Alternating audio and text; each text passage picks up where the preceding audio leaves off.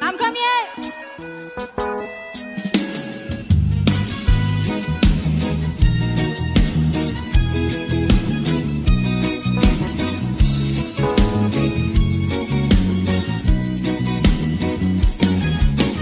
Ngày tổ mèo mù tông đắm cái sáng ni in mô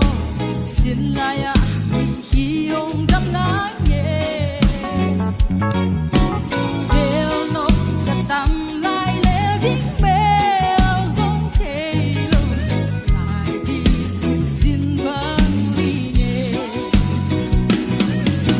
thương quá luôn đôi lúc mây cài nuôi à trên thế lâu mai mịt xua đê mịt xì thâu vai là khổ không chim toàn lâu xin đàn qua má em toàn lâu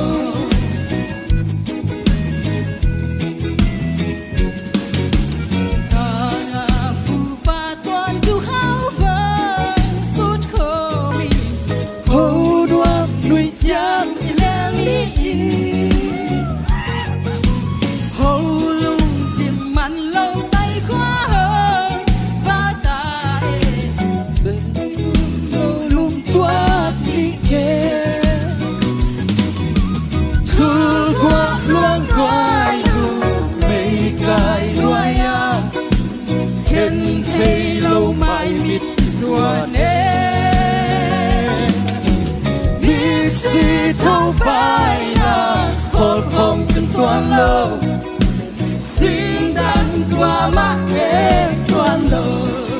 làm cơm nhé.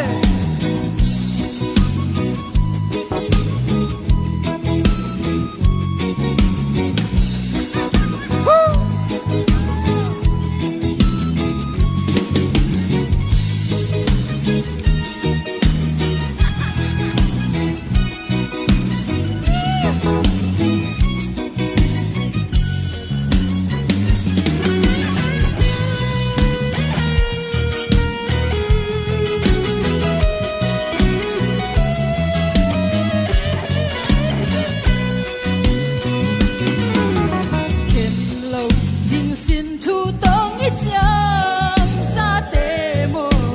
đi kêu xin lại tham đến em thu qua luang nhìn giống hông trách bi qua nhìn cha về noa sol băng